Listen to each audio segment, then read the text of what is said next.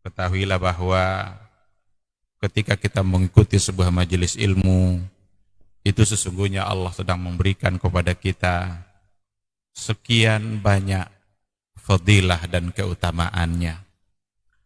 Karena sungguh sangat mulia orang-orang yang berada di majelis ilmu. Orang-orang yang berada di majelis ilmu adalah orang-orang yang akan dimudahkan baginya jalan menuju surga Allah.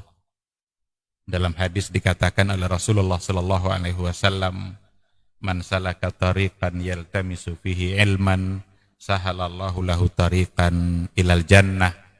Barang siapa yang menempuh satu jalan di mana tujuannya adalah untuk mendapatkan ilmu, maka Allah akan mudahkan baginya jalan menuju surga. Surga itu perlu iman, dan mendapatkan surga itu perlu ilmu. Maka di majelis ilmulah kita bisa menumbuhkan iman kita, dan di majelis ilmulah kita bisa mendapatkan ilmu pengetahuan. Maka sering-seringlah menghadiri majelis yang bisa menambah iman kita dan juga bisa menambah ilmu, agar surga Allah itu benar-benar semakin dekat dengan kita bersama.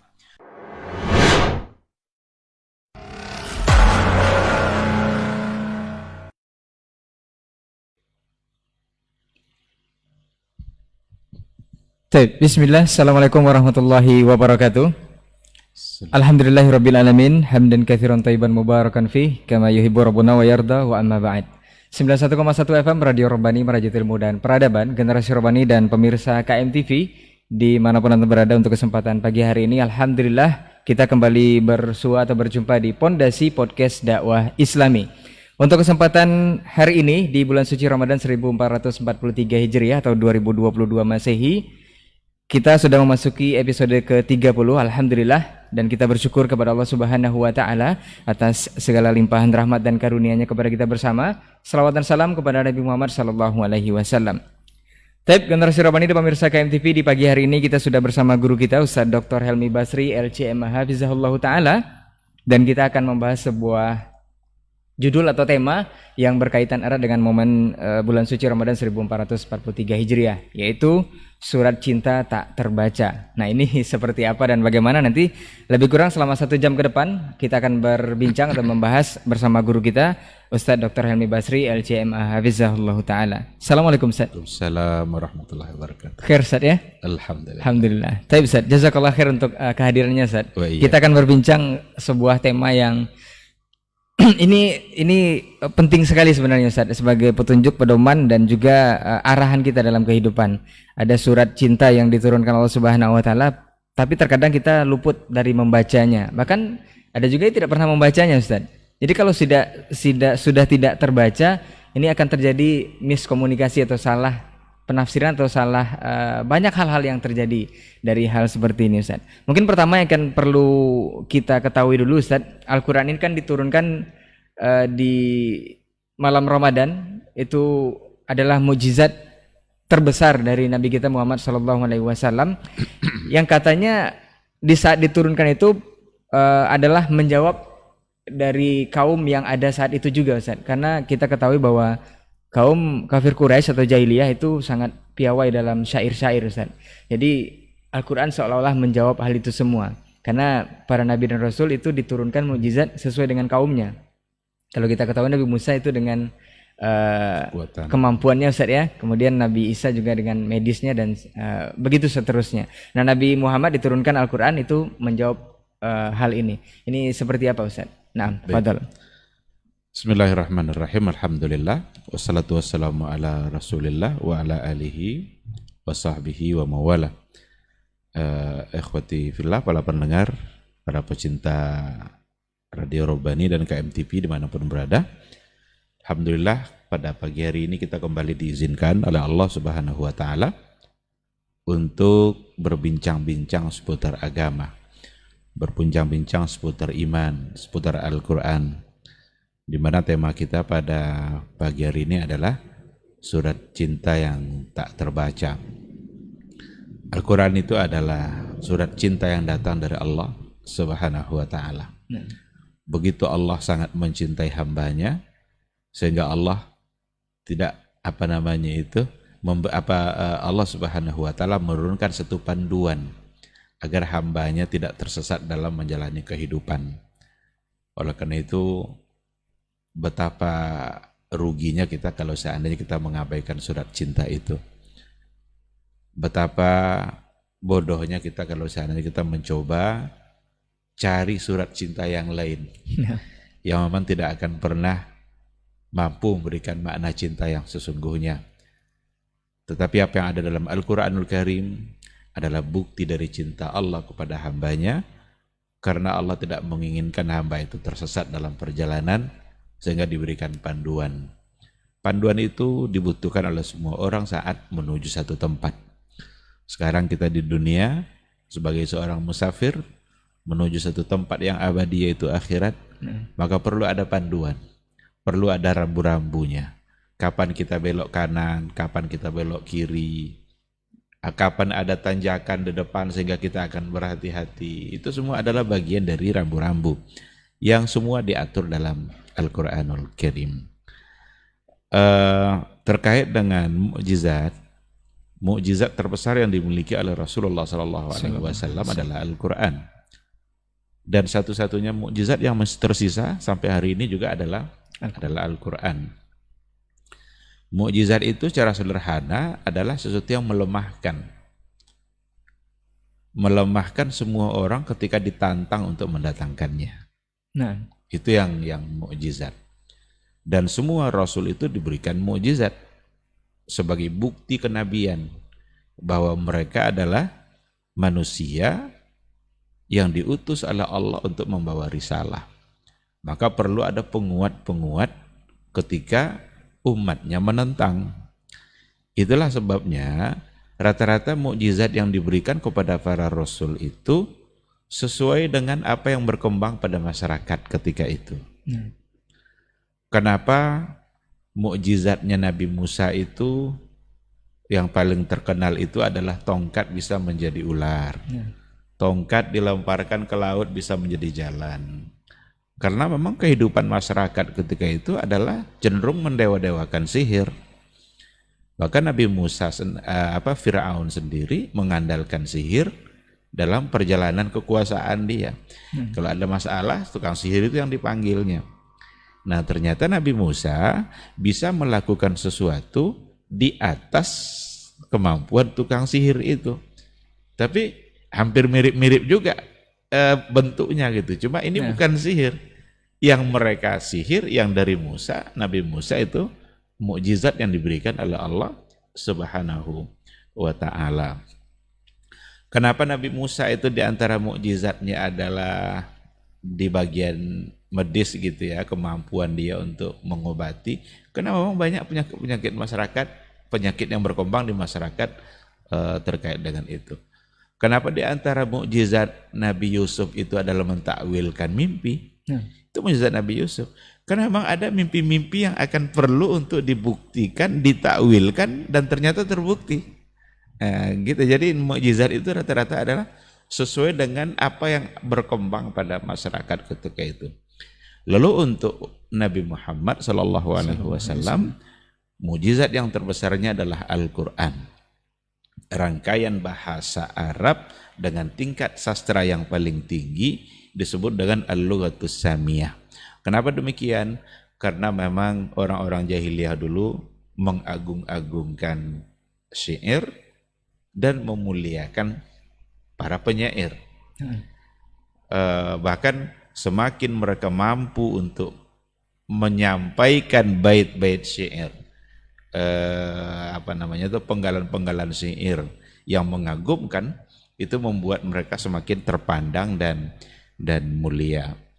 Tapi ternyata Al-Quran diturunkan oleh Allah Subhanahu wa ta'ala melalui Jibril kepada Nabi Muhammad yang ternyata dia adalah ummi. Rasul tidak ahli penyair, bahkan Rasul tidak ahli dalam tulis baca. Tapi yang keluar dari lisannya Rasulullah SAW itu adalah ayat-ayat bahasa-bahasa yang melebihi semua syair-syair Arab itu. Bahkan mereka terkagum-kagum dengan apa yang disampaikan oleh Nabi Muhammad. Padahal dia bukan sebagai seorang tukang sihir. Yang dengan cara itu ada dengan cara itu bisa menjadi wasilah untuk mendapatkan hidayah. Maka dulu orang-orang jahiliyah dulu, orang-orang musyrik dulu, itu kalau mendengarkan ada ayat-ayat Al-Quran yang dibaca oleh para sahabat seperti Abu Bakar, itu mereka terkagum-kagum dan betah mendengarnya gitu. Kan Abu Bakar itu kan seperti itu. Kalau dia sudah mulai membacakan ayat-ayat yang diturunkan oleh Nabi, itu para wanitanya, para anak-anaknya berkumpul itu mengelilingi Abu Bakar, sekedar hanya untuk mendengarkan bacaan ayat Al-Quran. Sampai akhirnya Abu Bakar melalui seorang tokoh Quraisy, Ibnu Daginah, kira-kira begitu, yang memberikan perlindungan kepada Abu Bakar, bilang sama Abu Bakar itu, kata orang Quraisy, dia jangan baca ayat Al-Quran di depan orang ramai. Kalau dia mau baca ayat, mau beribadah, beribadahlah dalam rumahnya saja. Saking Takutnya orang itu akan terpengaruh nanti dengan bacaan ayat yang disampaikan oleh itu Abu karena Bakar. mereka paham bahwa mereka kan ahli syair, Ustaz ya. Jadi mereka paham itu bukan syair biasa. bukan syair biasa. Jadi Masya Allah. Iya. Karena yang menyampaikan juga bukan ahli syair. Nah, Nabi tidak pernah dikenal di kalangan jahiliyah itu sebagai di kalangan orang-orang masyarakat jahiliyah sebagai ahli syair. Tidak. Nabi itu paling terkenal Al-Aminnya, kan sebutan Al-Aminnya, dia sebagai seorang yang amanah. nah. Amanah dalam kata, amanah dalam perbuatan gitu kan. Nah, akhirnya Abu Bakar pun udah enggak apa-apa, saya di rumah aja katanya. Ketika Abu Bakar pindah ke rumahnya, justru orang-orang Quraisy ini pun, wanitanya, anak-anaknya berbondong-bondong pula ke rumah Abu Bakar. Tetap saja tujuannya adalah untuk menikmati indahnya lantunan ayat-ayat Al-Quran yang memang jauh melebihi sastra syair-syair Arab yang biasa diucapkan oleh mereka. Nah, jadi Al-Quran itu adalah mukjizat terbesar yang dimiliki oleh Rasulullah, yang diberikan kepada Rasulullah SAW, karena memang Nabi akan menghadapi satu kaum yang membangga-banggakan atau yang menempatkan persoalan syair ini pada tempat yang paling tinggi. Ternyata Rasul bisa menyampaikan kata-kata yang lebih, yang mengalahkan syair-syair Arab, padahal Nabi bukanlah sebagai seorang yang ahli dalam bersyair. Nah, jadi itu salah satu cara. Bahkan mereka ketika mendengarkan ada ayat-ayat yang dimulai dengan huruf al-ahruf al-mutaqati'ah, itu huruf yang terpotong-potong itu, alif lam mim, alif lam ra. Itu bingung atau cuman? Artinya mereka tidak pernah sebelumnya Dalam syair mereka membuat hal-hal yang seperti itu. Nah, sekarang Nabi memulai dengan cara yang oleh mereka itu luar biasa, kagum gitu. Ada itu bukti bahwa Al-Quran itu benar-benar datang dari Allah Subhanahu wa taala. Al-Quran itu adalah kalam Allah, bukan kalamnya Nabi Muhammad Sallallahu Alaihi Wasallam, juga bukan kalamnya Jibril. Jadi jangan pernah menganggap nanti Quran itu kalamnya Jibril atau kalamnya Nabi Muhammad. Enggak. Seperti yang diapa oleh sebagian orang kan. Bahkan ada yang mengatakan Al-Quran itu adalah intaj tsaqafi. Itu produk budaya. Ini bahasa-bahasa yang harus diwaspadai. Kita temukan dalam buku-buku berbahasa Arab yang datang dari tokoh-tokoh liberal. Mereka mengatakan intaj tsaqafi, produk budaya. Itu sangat tidak bisa diterima. Sekira seperti itu. Baik, Ustaz. Berarti panduan kita ini atau surat cinta dari Allah Subhanahu wa taala ini memang sangat luar biasa, karena memang datang dari yang serba maha untuk syair sendiri. Orang Arab waktu itu yang ahli syair sendiri merasa terkagum saja. Bahkan mungkin ada yang beriman setelah mendengar itu saja. Banyak. Dan ada juga yang orang-orang yang mendengarkan apa tadi itu bacaan-bacaan dari para sahabat tadi, banyak yang mengagumi dan kemudian menerima. Dari situ datangnya hidayah gitu. Umar Ibn Al-Khattab itu hidayah awalnya kan kena mendengar juga. Mendengarkan bacaan Al-Quran yang dibaca oleh adiknya di dalam rumah. Padahal tujuannya adalah untuk membunuh adiknya. Dibawanya pedang itu kan dia mau cari Nabi Muhammad, ketemu sama orang di jalan, ngapain kamu sibuk-sibuk ngurus Muhammad itu, katanya adik kamu aja sudah masuk Islam. Berbalik dia nyari adiknya itu. Di pintu rumah didengarkan satu ayat, Taha ma anzalna alaikal qur'ana litashqa. Tidaklah kami turunkan Al-Quran itu untuk menyulitkan kalian. Ketika Umar mendengarkan ayat itu yang masuk ke dalam hati dia.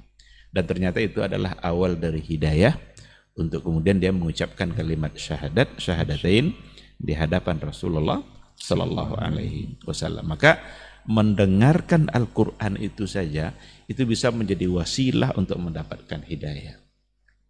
Mendengarkan Al-Quran itu saja jiwa kita, karena jiwa ini kan milik Allah. Badan kita ini milik Allah semuanya. Akal pikiran kita itu semua adalah milik Allah.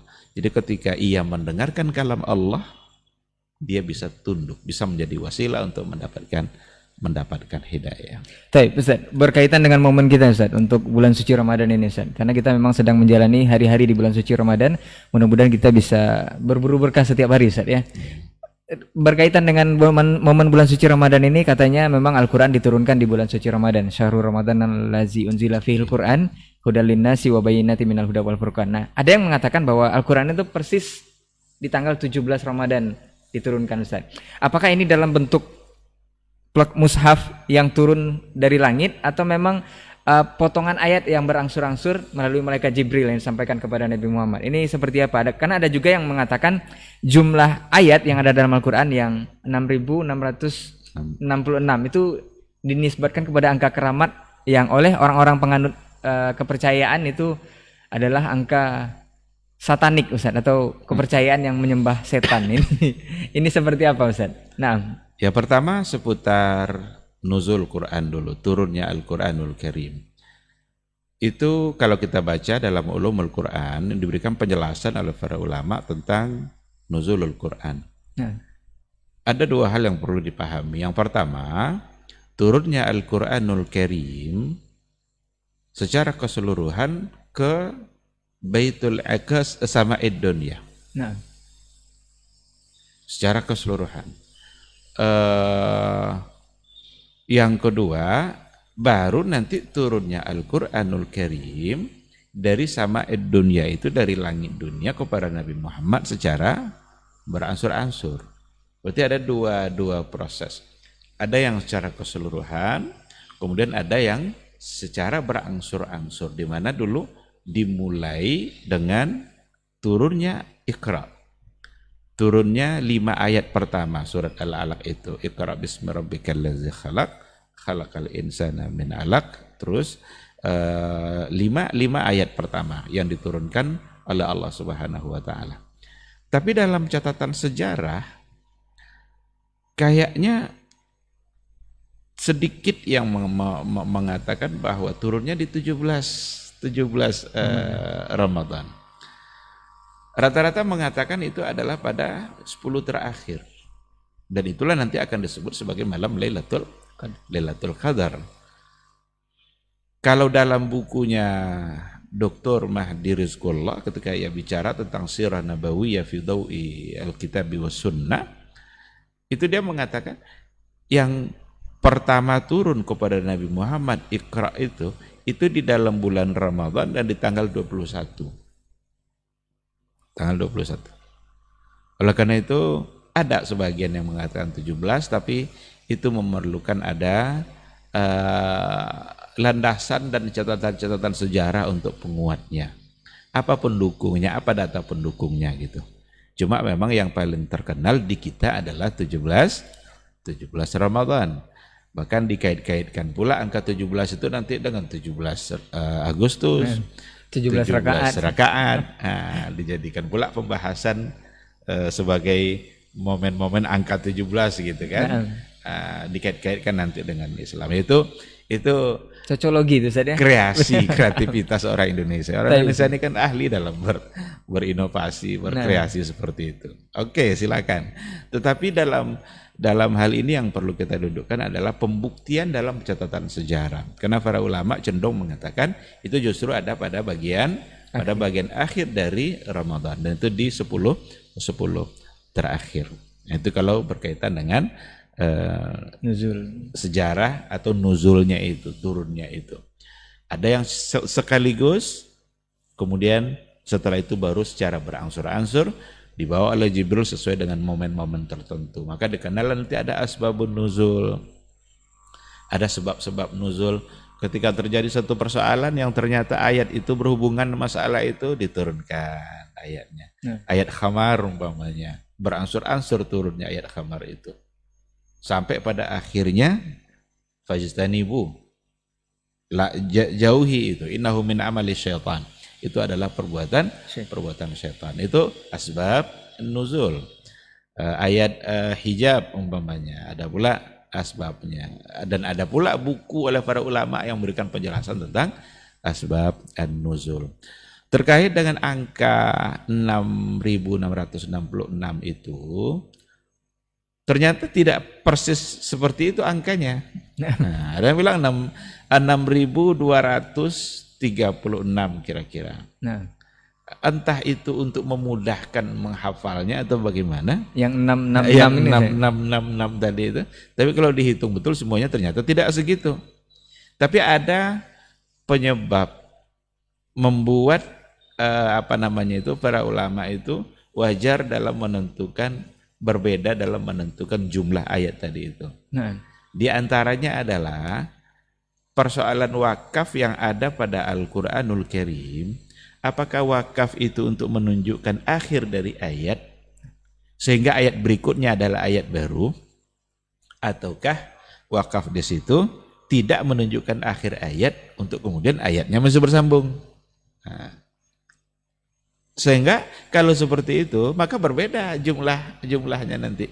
Ketika yang satu mengatakan wakaf ini adalah akhir ayat dan ini adalah awal dari ayat baru, tentu jumlahnya tidak akan sama lagi. Kalau sampai berkali-kali seperti itu, maka akan berbeda nanti. Sedangkan dalam Al-Fatihah saja semua ulama sepakat untuk menunjukkan atau untuk mengatakan bahwa Al-Fatihah itu 7 ayat. Karena as-sab'ul mathani, 7 ayat diulang-ulang. 7 ayat yang diulang-ulang. Tetapi yang 7 ayat itu yang mana? Sekarang Bismillahirrahmanirrahim itu ayat atau tidak? Kalau kita tengok mushaf, ada di antara mushaf Bismillahirrahmanirrahim 1. Berarti ayat 1, berarti Bismillah adalah ayat 1. ayat, sehingga tinggal 6 ayat. Tetapi Mengatakan Bismillahirrahmanirrahim sebagai ayat dari Al-Fatihah itu tidak sepakat. Kalau seandainya dikatakan sebagai ayat Al-Fatihah, berarti sama hukum membacanya dan Alhamdulillah yang harus nyaring. Tapi kenapa Nabi sendiri lebih sering untuk membaca Bismillah secara sir? Nah, itu saja sudah berbeda. Jadi kalau ini tidak dikatakan ayat, yang mana yang 7 tadi? Itu. Jadi ada pada wakafnya tadi itu, pada ghairil maghdubi alaihim waladhdallin, apakah itu sebagai ayat atau sambungan kelanjutan itu masih disebut sebagai ayat yang sebelumnya. Tapi bermasalah lagi nanti ketika 666 itu sebagai angka-angka yang itu dihubung-hubungkan atau dikeramatkan, dibawa kepada satu keyakinan atau khurafat. Ini waspadai hal-hal yang seperti ini. Kita tidak boleh memanfaatkan Al-Quran itu untuk hal-hal yang tidak benar. Ayat-ayat Al-Quran tapi dijadikan untuk digulung-gulung ayat itu, digantung di leher kita sedang menggunakan sesuatu yang tidak pada tempatnya. Al-Quran itu adalah kalam Allah, Al-Quran itu adalah sesuatu yang suci, gunakanlah untuk hal-hal yang memang sudah diperuntukkan oleh Allah dan oleh Rasulullah sallallahu alaihi wasallam. Tapi Ustaz, kalau surat cinta ataupun Al-Quran ini tidak terbaca itu alamat, kalau dalam istilah percintaan, kasihnya tak sampai Ustaz ya.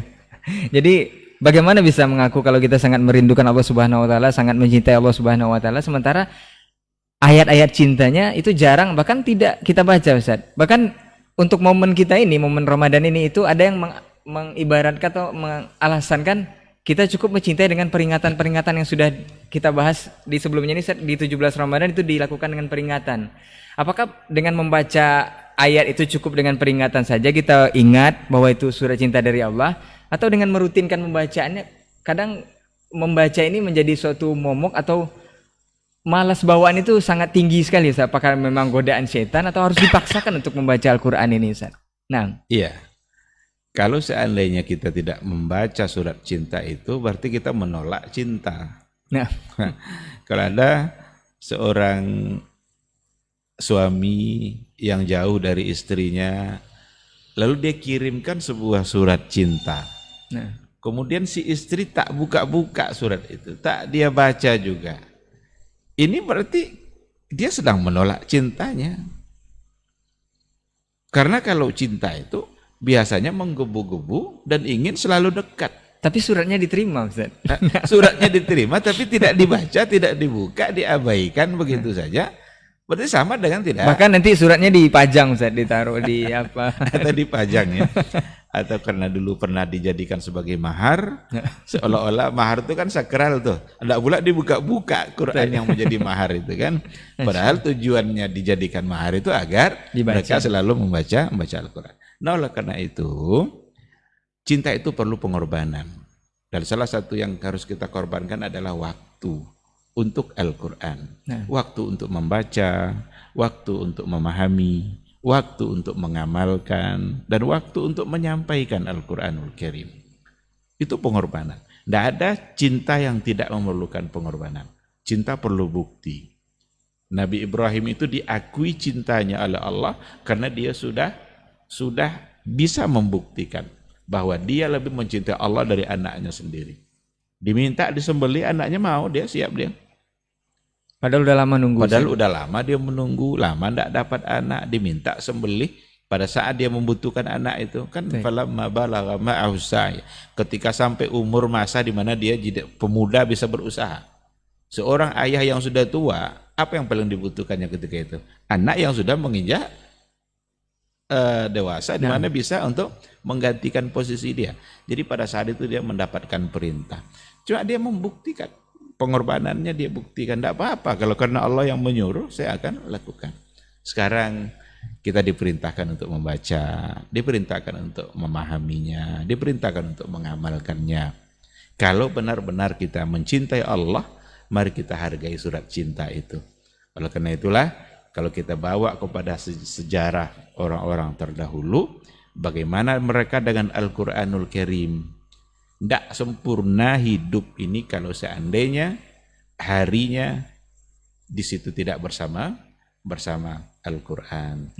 Dan itu orang-orang disebut dengan sahabat Al-Quran itu. Kan dalam hadis Nabi kan, Iqra'ul Quran fa innahu ya'ti yaumal qiyamati syafi'an li ashabi. Bacalah Quran itu nanti di hari kiamat dia akan datang syafi'an li ashabi. Dia akan memberikan syafaat kepada sahabat. Kapan disebut sahabat itu? Kita kalau kenal sekilas dengan seseorang, ketemu di jalan, tahu kita namanya, lalu berpisah, itu belum sahabat. Yang sahabat itu nempel, lengket dia kayak perangko kata orang kan. Tidak bisa dipisahkan. Maka ketika dikatakan sahabat Nabi, itu orang-orang yang tak ingin berpisah dengan Rasul. Maka Umar tidak sanggup dia menerima kenyataan bahwa Rasul wafat. Wafat Rasul Shallallahu Alaihi Wasallam, Umar tidak percaya karena dia tidak siap untuk berpisah dengan Rasul.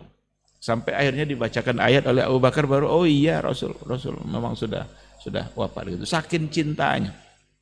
Jadi Quran akan memberikan syafaat kepada sahabat-sahabatnya. Maka siapa yang bersahabat dengan Al-Quran itulah yang akan mendapatkan syafaat. Sekarang siapa yang akan bisa disebut dengan sahabat Al-Quran? Apakah ketemu sekali-kali saat peringatan? Nanti ada nuzulul Quran, diperingati nuzul Quran, ramai-ramai memperingatinya. Setelah itu baru ketemu Quran, pas nuzul Quran yang satu lagi. Setahun sekali. Setahun sekali. Kita mencintai Nabi. Apakah mencintai Nabi hanya sekali setahun pada saat-saat di mana ada momen-momen cinta Nabi? Ya. Kalau benar-benar cinta, bersahabatlah dengan Al-Quran. Orang bersahabat itu kalau berpisah sebentar saja dia akan nanya. Dia ingin kembali berdekatan. Dia ingin tahu bagaimana keadaannya. Sehat atau tidak sehat. Itu yang namanya sahabat. Ya. Sehingga dia tidak bisa lama untuk berpisah. Oleh karena itulah seandainya mereka pada masa dahulu itu dalam sebulan itu tidak mengkhatamkan Al-Quran, itu sudah dihukumkan sebagai orang yang hijrah dari Al-Quran. Itu tidak mengkhatamkan, itu bukan tidak membaca. Kan berbeda itu kan. Nah. Kalau tidak mengkhatamkan kan terus dia bacakan, cuma dia sedikit-sedikit gitu. Itu bisa dianggap sebagai orang yang hijrah dari Al-Quran. Nah, maka di antara mereka ada yang sekali seminggu, ada yang sekali 8 hari, ada yang sekali 3 hari. Dan itu adalah batas maksimal seperti yang dikatakan oleh Rasulullah Sallallahu Alaihi Wasallam. Nah, dengan demikian, mari kita buktikan cinta kita melalui ayat-ayat cinta itu, melalui surat cinta yang disampaikan, yang diturunkan oleh Allah Subhanahu Wa Taala.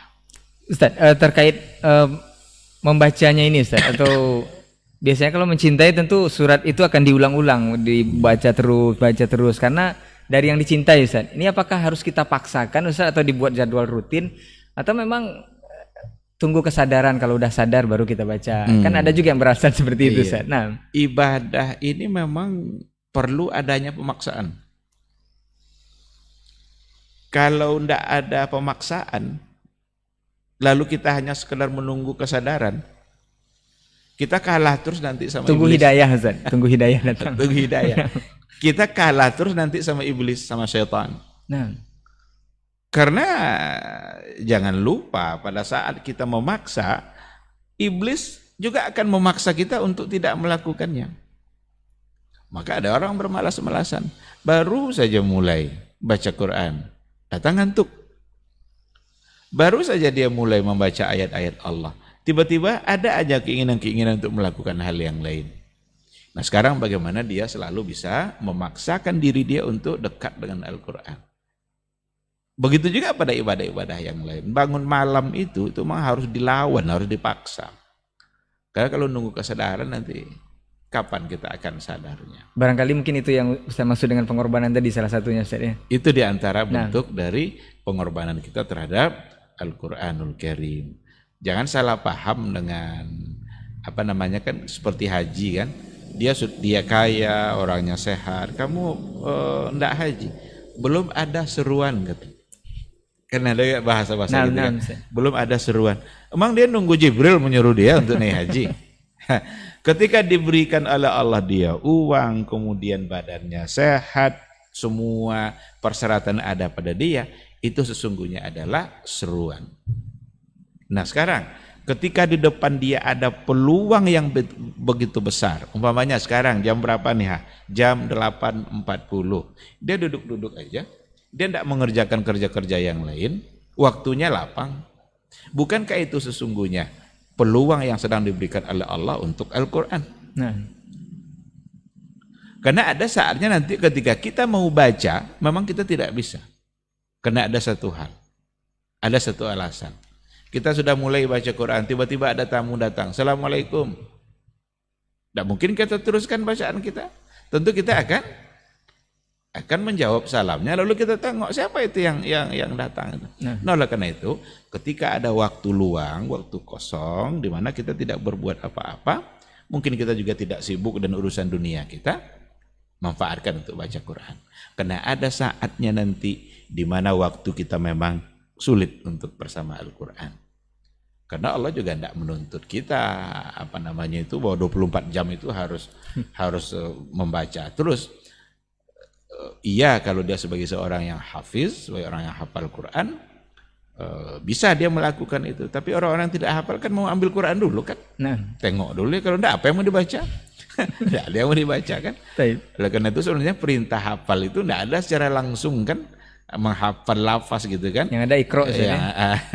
Membaca, karena di situ include hafal sebenarnya, karena dulu kan tidak ada mushaf kan. Kalau dulu tidak ada mushaf, lalu diperintahkan untuk membaca. Bagaimana caranya? Ya dari hafalan. Oleh karena itu kan sering kita ditanya juga itu kan, ada tidak perintah langsung bahwa kita harus menjadi hafiz menghafal ayat-ayat Allah?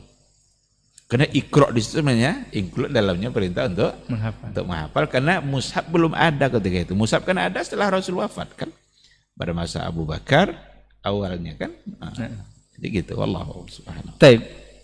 Ini berikutnya Ustaz, mengenai surat cinta kita ini Ustaz, atau kitab suci kita Al-Quran.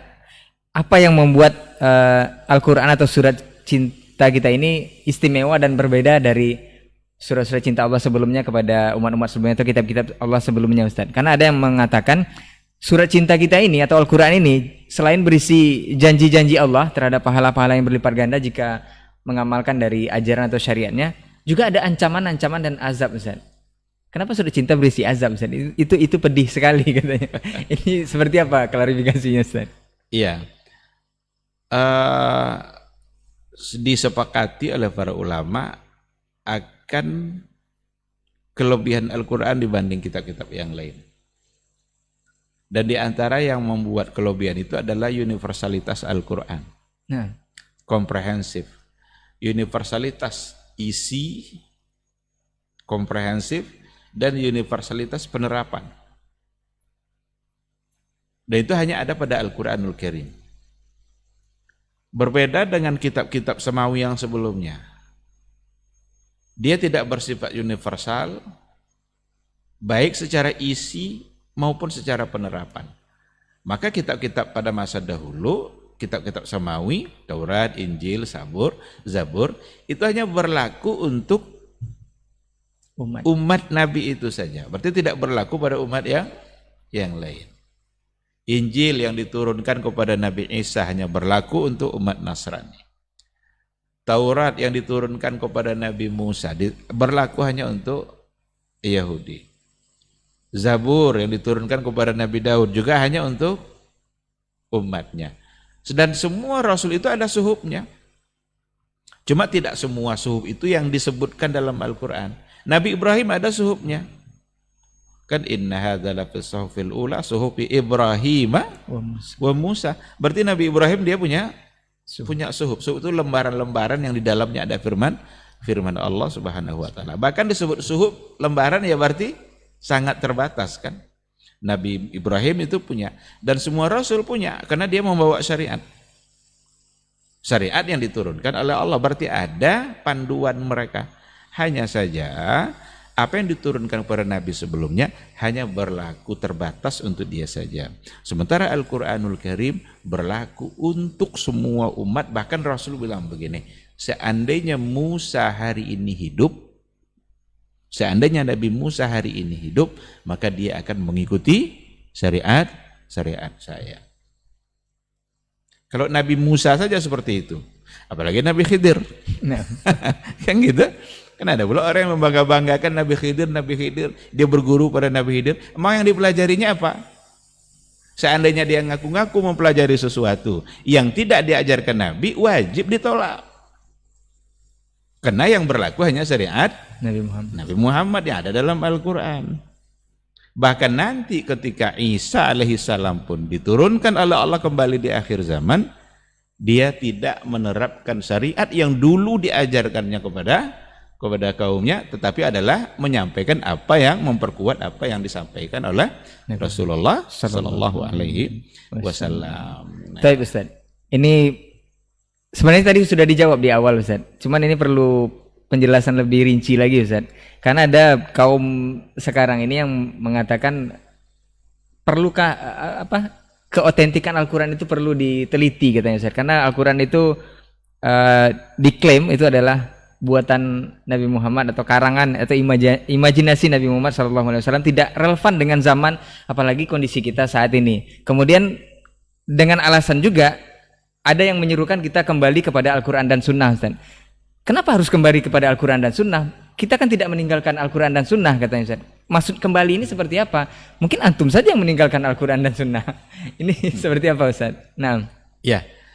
ungkapan-ungkapan seperti itu kita harus mengecek kembali otentisitas Al-Quran. Itu hanya datang dari orang-orang yang tidak mengerti. Orang-orang yang barangkali mungkin juga dia memusuhi Islam. Al-Quran itu dari segi subut, itu semua sudah qat'i. Maka ada istilah qat'iyus subut. Nah. Qat'iyus subut itu keberadaan Al-Quranul Karim itu semua sudah pasti. Apanya yang mau dikaji ulang? Apakah dengan mengkaji ulang itu akan ada ayat-ayat yang dieliminir atau ada ayat-ayat yang barangkali disortir, diamandemen mungkin. Ini harus dirubah ini, kata kafir ini tidak boleh lagi ada ini. Karena sekarang sudah nggak sesuai lagi momennya. Sekarang orang sudah menjaga kebersamaan atas nama manusia. Ini tidak bisa.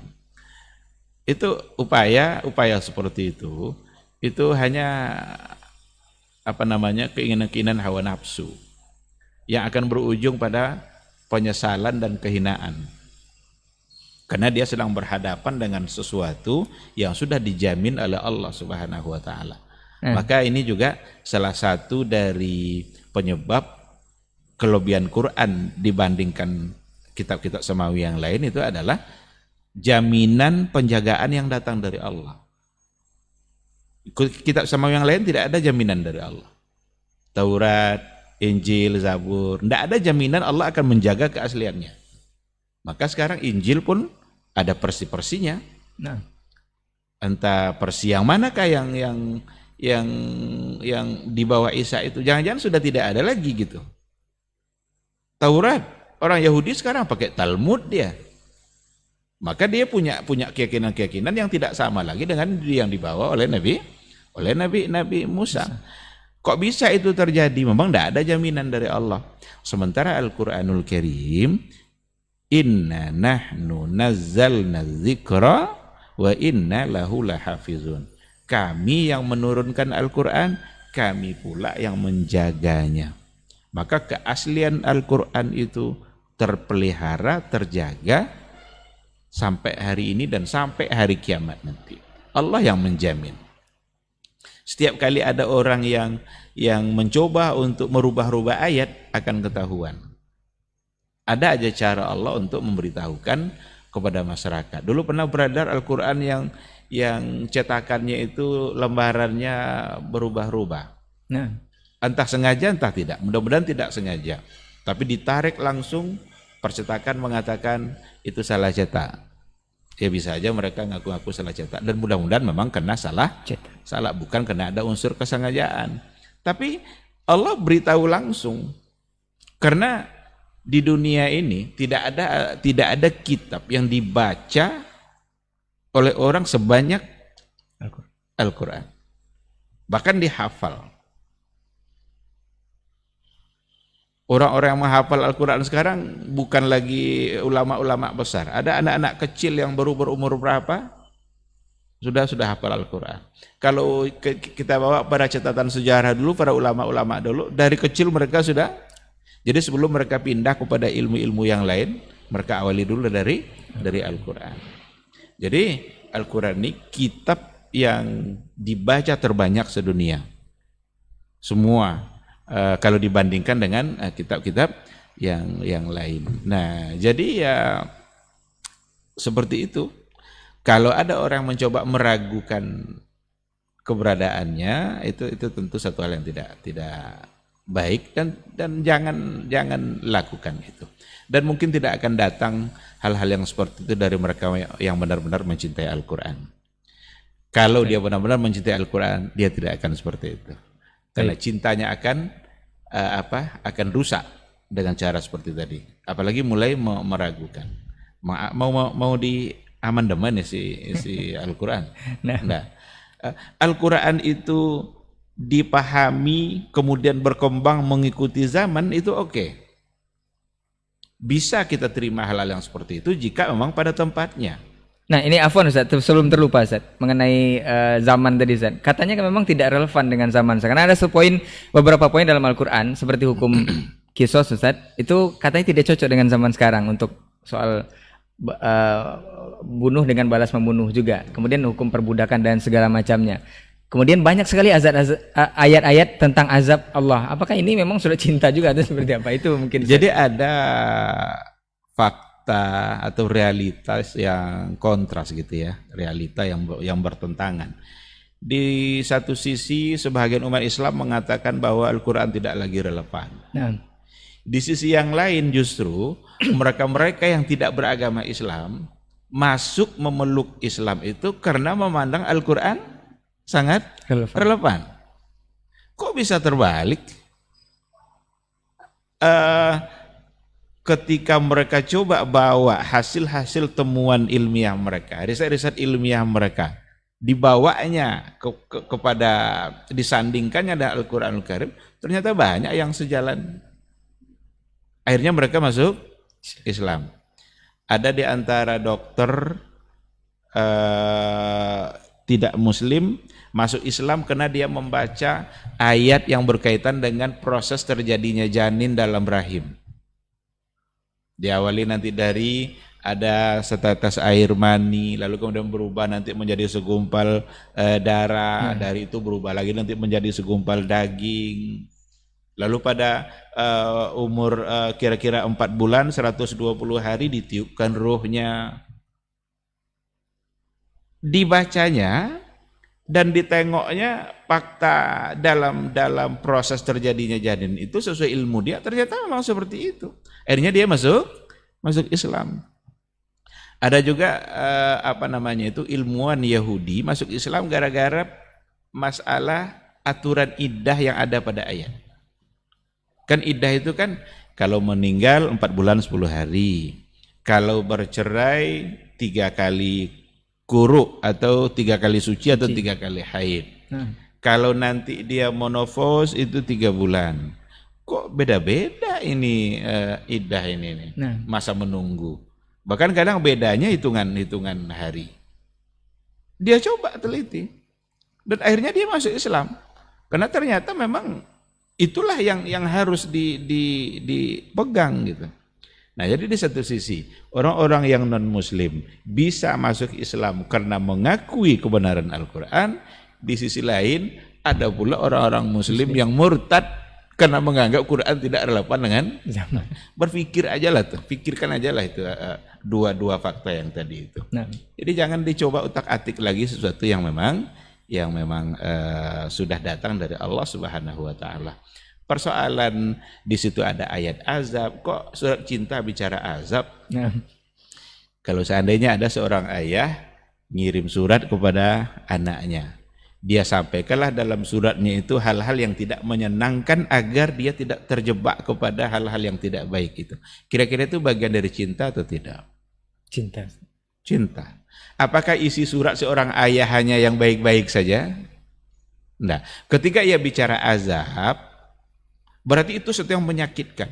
Maka Allah turunkan ayat-ayat azab agar hambanya tidak terjerumus kepada nerakanya. Bentuk cinta kira-kira itu bentuk dari cinta Allah. Nah, oleh karena itu mau ayat surga, mau ayat neraka, dua-duanya sebenarnya adalah bukti dari cintanya Allah Subhanahu wa taala. Ketika ada ayat-ayat surga, Allah berikan pula cara untuk mendapatkannya, maka dilaksanakan. Kalau oleh seorang hamba yang mencintai Allah, mudah-mudahan dia mendapatkan janji itu. Ada pula ayat-ayat neraka, betapa dahsyatnya neraka Allah. Tapi Allah tunjukkan pula cara bagaimana menghindarnya. Yang cintanya itu sebenarnya adalah pada cara menghindarkan nerakanya Allah Subhanahu wa taala. Jadi dua-duanya di situ ada cinta. Jadi bonus poin azab tadi cuma sekedar keterangan agar yang dicintai tidak terjerumus kepada hal tersebut, Ustaz. Betul. Nah, kita lanjutkan, Ustaz. Ini tadi juga sudah dijawab, cuman korelasinya Ustaz dari angka tadi bahwa Al-Quran adalah kitab suci terbanyak dibaca di seluruh dunia. Itu yang sudah disampaikan tadi, Ustaz. Hatta orang kafir pun ada yang baca Al-Quran, Ustaz. Ada yang baca Quran. Nah, ini Ustaz, fenomena yang berkembang saat ini khususnya di tengah-tengah kaum muslimin, banyak sekali di satu sisi kita bersyukur alhamdulillah banyak sekali sekolah-sekolah tahfiz atau sekolah-sekolah hafal Quran itu berbondong-bondong dimasuki oleh anak-anak kaum muslimin. Apakah ada kewajiban untuk menghafal tadi, Ustaz? Tadi sudah dijawab. Cuman yang perlu ditekankan di sini Ustadz, banyak yang anak-anak kaum muslimin itu cuman sekedar oriented kepada hafalan saja Ustadz. Bahkan pengamalan Al-Quran, nilai-nilai Al-Quran itu tidak terlihat dalam kehidupan mereka sehari-hari. Apakah cuman ada kewajiban menghafal saja? Kan kita tahu juga bahwa Nabi mengatakan bahwa Khawarij dulu itu lebih bagus hafal dan baca Al-Qurannya daripada kita saat ini Ustadz. Mungkin seperti itu Ustadz ya. Ini seperti apa Ustadz? Iya, baik. Terkait dengan anjuran menghafal gitu ya. Tadi sudah kita katakan. Ketika ada perintah Iqra, bacalah. Faqra'u ma tayassara minal Qur'an. Bacalah apa yang mudah bagi kamu dari Al-Qur'an. Perintah Iqra yang ada di situ sesungguhnya include di dalamnya menghafal. Sekarang kita sholat, rukunnya adalah membaca Al-Fatihah. Bacalah Al-Fatihah dalam setiap sholat. Kata bacalah Al-Fatihah sesungguhnya adalah hafal Al-Fatihah. Karena gimana cara bacanya? Kalau tidak hafal. Kalau tidak hafal.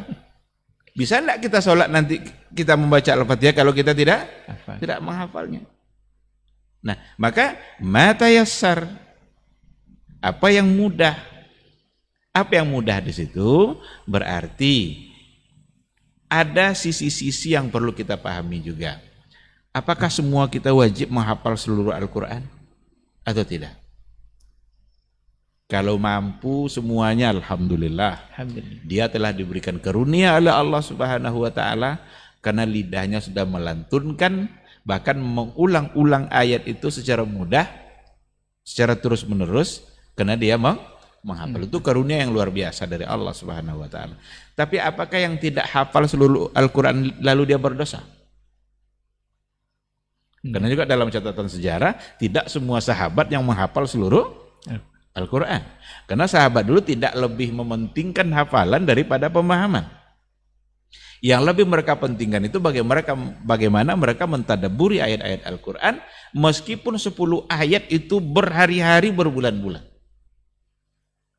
Karena yang lebih penting bagi mereka adalah bagaimana Al-Quran itu mereka pahami, kemudian mereka terapkan dalam kehidupan. Nah, oleh karena itu, ketika ada muncul berbagai macam ma'had tahfiz, sekolah-sekolah yang di situ ada penekanan hafalan Al-Quran, itu sesuatu yang sangat baik, sangat baik. Karena dikatakan faqra'u ma tayassara minal Qur'an, bacalah apa yang mudah oleh kamu dari Al-Quran itu. Bagi dia mudah semua. Jadi saat dia bertahajud, dia bisa baca ayat apa aja. Karena mudah semua bagi dia. Tapi yang tidak hafal, jangan-jangan kulhu aja terus ya. 3 kul saya. Ada pula orang istilahkan 3 kul ya. Tapi kalau hanya itu yang dia bisa, apa boleh buat? Berusahalah untuk menambahnya. Cuma tidak ada kewajiban untuk mewajibkan harus menghafal semuanya. Tapi ketika ada yang diberikan kemudahan oleh Allah untuk menghafalnya, itu sesungguhnya adalah satu karunia yang luar biasa. Hanya saja perlu memang kita berikan penekanan. Apakah cukup dan menghafal? Nah, ini Ustaz. Cukup dan menghafal saja. Karena ada orang yang menghafalnya terus dia ulang-ulang, tetapi tidak nampak perubahan perilaku dalam kehidupan dia. Dia masih aja suka untuk berbuat hal-hal yang walaupun tidak sampai ke tingkat haram, tapi bagi seorang yang hafizul Quran mungkin tidak pantas untuk melakukan hal-hal yang seperti itu. Nah, oleh karena itu sekedar menghafal saja itu tidak cukup. Sekedar menghafal sekali lagi tidak cukup. Itu hanyalah langkah awal untuk menuju tahap-tahap yang berikutnya. Maka sempurnakan tahapan itu. Alhamdulillah kalau seandainya sudah berhasil sampai ke tingkat hafalan, pindah pada tahap berikutnya. Bagaimana kita bisa bersama Al-Quran lebih dari itu. Maka dalam hadis Nabi pun diistilahkan dengan hamilul Quran. Jadi kan hamilul Quran itu adalah ahlullah wa khassatuhu. Itu keluarga Allah dan orang-orang khusus. Sekarang apa yang dimaksud dengan hamilul Quran? Kalau secara bahasa hamil Quran itu membawa Al-Quran. Apakah membawa mushaf? Mushafnya bawa mana-mana. Jadi hamilul Quran. Atau hamil Quran itu yang dimaksud di situ adalah seperti apa yang pernah dikatakan oleh Aisyah ketika ia ditanya tentang akhlaknya Rasul. Kan Aisyah pernah ditanya, ya Aisyah, kaifa kana khuluq Rasulillah sallallahu alaihi wasallam? Apa jawaban Aisyah? Singkat saja. Kana khuluquhu al-Qur'an. Adalah akhlak Rasul itu Al-Qur'an. Berarti hamilul Qur'an, Qur'an berjalan. Dalam kepribadiannya ada Al-Qur'an. Lidahnya berucap sesuai dengan yang diinginkan Al-Qur'an. Matanya memandang sesuai dengan yang diinginkan oleh Al-Qur'an. Hatinya yang mencintai sesuai dengan Al-Qur'an. Jadi badannya ini di semuanya nih, di dalamnya ada penerapan-penerapan Al-Qur'an. Itu yang dimaksud dengan hamilul Qur'an. Sekarang ada orang yang tidak hafal semua Al-Quran, tapi dia berupaya untuk mengamalkan isi-isi Al-Quran, tapi dia tidak hafal, bisa sebagai hamil Quran. Ada orang yang hafal Quran, tetapi perilakunya tidak sama, berarti bukan hamilul Quran. Jadi seperti itu. Allah subhanahu wa ta'ala. Nah Ustaz, kalau tadi mengenai hafalan Ustaz, bolehkah menghafal atau semacamnya sudah dijawab atau sudah dijelaskan seperti apanya. Sekarang kita hubungkan lagi dengan momen kita Ustaz. Bulan suci Ramadan biasanya itu ramai sekali Ustaz di masjid-masjid atau di musola-musola untuk tadarusan atau segala macamnya dalam rangka mengkhatamkan Al-Quran ini Ustaz, atau membaca secara keseluruhan maksud dan isi kandungan dari surat cinta dari Allah Subhanahu wa taala ini. Apakah diharuskan juga kalau kita tuh setiap momen Ramadan itu harus khatam Quran, bahkan harus berkali-kali atau minimal 1 kali? Bolehkah kita mengkhatamkan Al-Quran itu di selain bulan suci Ramadan? Atau berdosakah jika sampai akhir hayat itu tidak pernah khatam Al-Quran Ustaz? Ini seperti apa Ustaz? Iya. Imam Malik rahimahullah dalam catatan sejarahnya memang kalau sudah mulai memasuki Ramadan, dia akan tinggalkan itu semua kajian-kajian yang lain itu, kajian sirah, kajian apa, fikih. Dia fokus pada Al-Quranul Karim. Oleh karena itu memang kesempatan untuk mengkhatamkan Al-Quran dalam Ramadan itu akan sangat besar sekali. Karena Ramadan adalah bulan Al-Quran. Bulan di mana diturunkan Al-Quran, dan bulan di mana kita memang harus dekat dengan Al-Quranul Karim untuk kemudian kita baca sampai kita mengkhatamkan nanti. Tapi tidak pula ada keharusan bahwa harus sekian kali. Kalau ada orang yang punya target, silakan dia buat target. Itu cara dia untuk mengisi waktu-waktu Ramadan dia. Saya Ramadan ini harus khatam 2 kali umpamanya. Harus khatam 3 kali. Kalau dia punya target silakan. Itu pengaturan waktu yang dia buat untuk dirinya sendiri agar waktunya tidak terbuang. Itu bagus sekali. Tapi perlu juga ditekankan, berikan target-target untuk yang lain. Karena ada tugas-tugas lain terhadap Al-Quran yang tak kalah pentingnya selain daripada menghatamkan berkali-kali. Apa itu? Mentadabburi. Sekarang berapa yang kita targetkan untuk tadabbur ayat kita? Biarlah mungkin dia khatamnya cuma sekali saja, tapi ada target tadabbur ayat dia. Ada target untuk bagaimana dia memahami ayat dan kemudian dia mengamalkan apa yang dia pahami itu. Tambah itu target-target yang lain. Sehingga dia tidak hanya pada membacanya saja. Ada pada yang lain. Jangan sampai satu target ini membuat dia lupa dengan target-target yang lain. Oleh karena itu tidak mesti nanti yang kita pikirkan selalu membaca. Sekarang dari sholat duha kita, umpamanya jam 8 sampai jam 9 saya akan membaca Al-Quran. Tapi setelah jam 9 saya tidak lagi membaca dalam artian target khatam tadi itu, tapi saya akan coba mencari atau mempelajarinya apa yang ada di dalam ayat yang tadi saya baca. Berarti itu punya target lain. Padahal dia bisa lagi dia membaca teruskan sehingga target bacaannya bisa tambah, bisa tercapai berkali-kali. Nah, tapi perlu disempurnakan target-target yang lain. Dalam hadis memang kalau satu huruf yang dibaca itu adalah dapat 10 10. kan? Nah, Man qara'a harfan minal Qur'an falahu hasanah wal hasanah bi asyri amsalih. Jadi yang satu bisa menjadi 10. Tapi sekali lagi jangan diabaikan juga tugas-tugas kita yang lain terhadap Al-Qur'anul Karim. Wallahu a'lam. nah Ustaz, momen di Ramadan ini lagi Ustaz. Ini apakah Ustaz mau jawab mengenai tadarusan ini Ustaz? Apakah tadarusan yang berkembang di tengah-tengah masyarakat kita ini memang sudah ada tuntunannya dulu, berkeliling membaca Al-Quran secara bergantian, bahkan itu dicampur baur antara laki-laki dan perempuan Ustaz, dengan target mengkhatamkan Al-Quran juga Ustaz.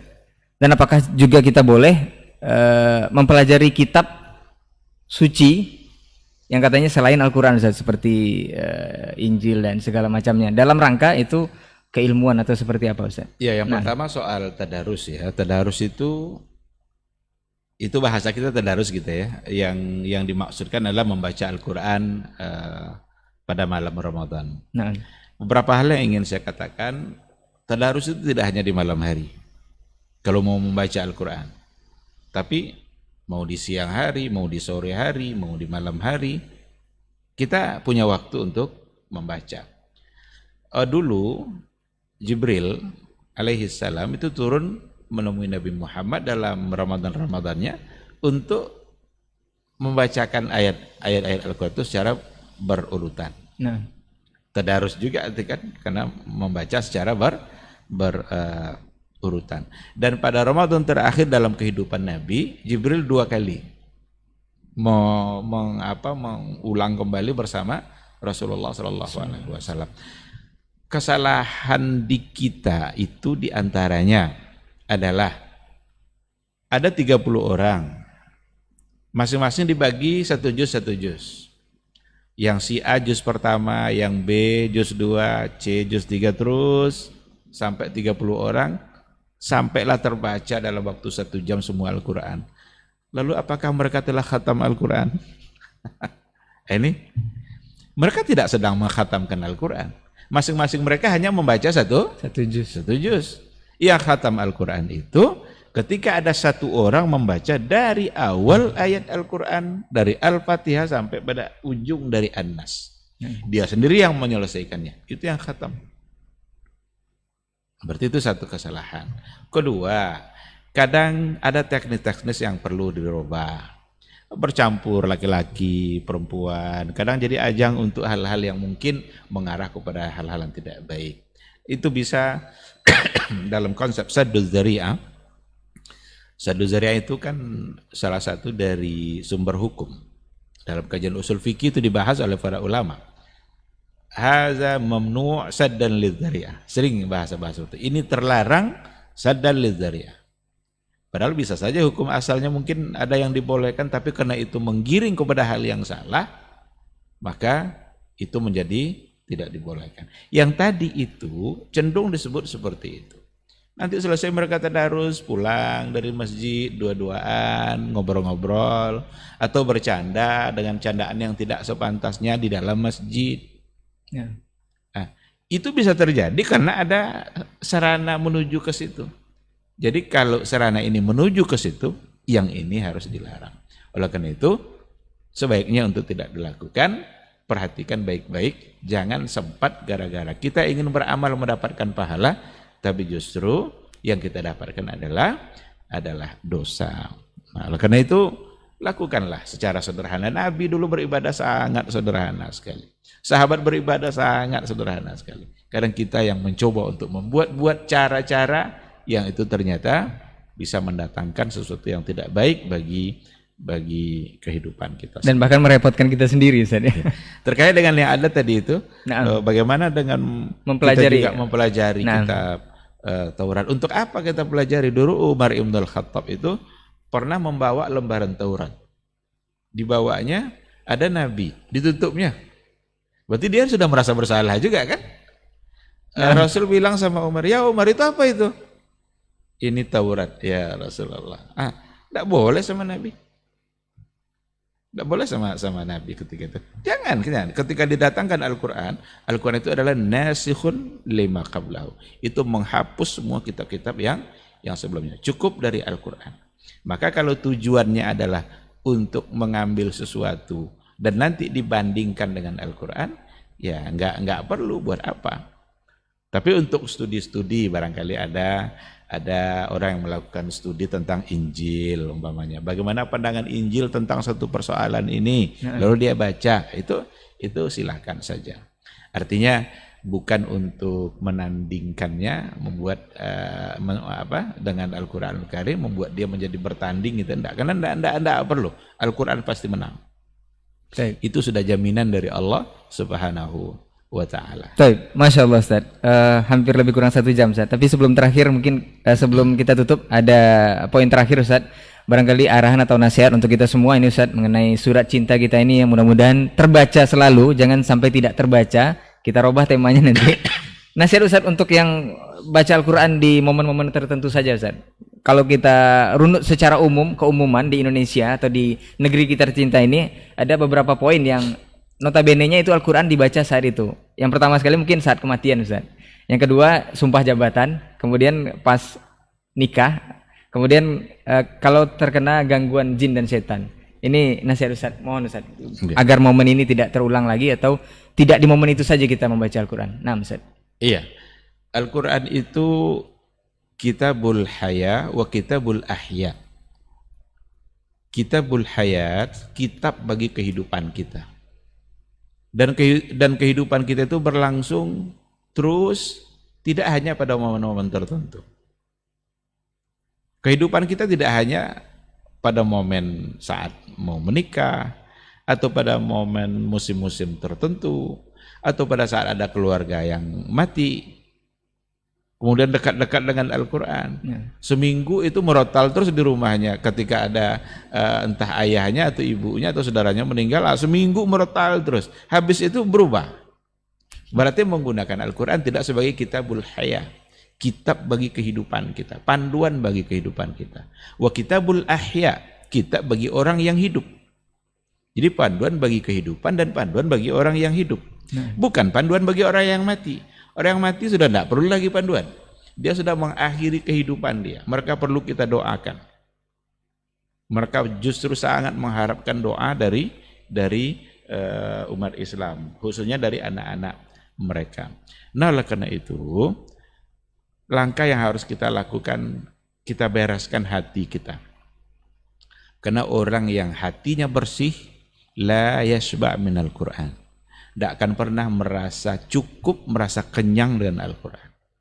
Orang-orang yang apabila hatinya bersih, tidak akan pernah merasa puas dengan Al-Quran. Tapi kalau cepat dia merasa puas, malas dia membacanya, ada persoalan hati yang bermasalah di sini. Kita buangkan penyakit-penyakit hati kita. Bersihkan semua itu. Karena Al-Quran juga adalah sebagai syifa'un lima fis sudur. Itu sebagai obat bagi penyakit-penyakit yang ada di hati kita. Justru pada saat kita merasa malas, di saat itulah kita memaksakan diri kita. Karena malas itu bisa saja bisikan-bisikan setan. Nggak usah lah baca-baca, ngapain baca-baca itu. Mending nonton sinetron. Mending baca WA, mending baca Facebook. Daripada Quran. Pas mau baca datang ngantuk. Saat itulah kita mencoba untuk melawan terus.